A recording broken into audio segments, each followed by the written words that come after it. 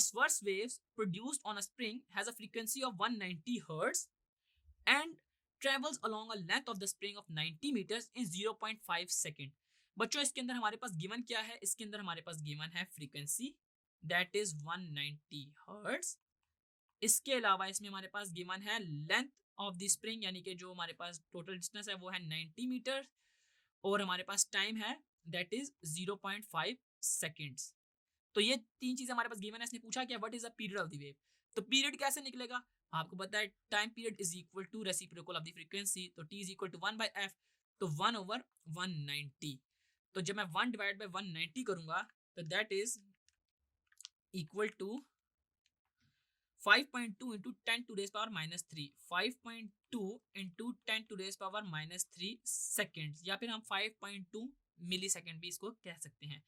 तो यूं हमारे पास पीरियड ऑफ द वेव निकला है। अब अगला है speed of the wave. Speed कैसे निकलती है? v is equal to D by T करके।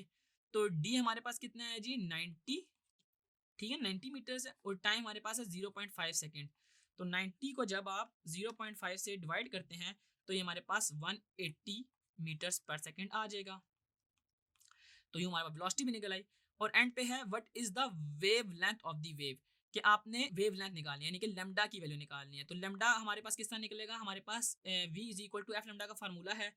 तो v इज इक्वल टू अगर एफ लेमडा हो तो लेमडा इज इक्वल टू मेरे पास v बाय एफ, ठीक है जी।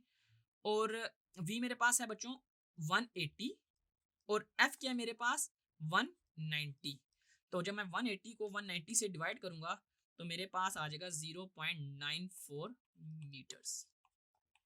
तो यूं आपने देखा कि अगर हमारे पास फ्रीक्वेंसी, डिस्टेंस और टाइम गिवन हो तो हम इसका टाइम पीरियड, वेलोसिटी और वेवलेंथ इन फार्मूलाज को यूज करते हुए फाइंड कर सकते हैं।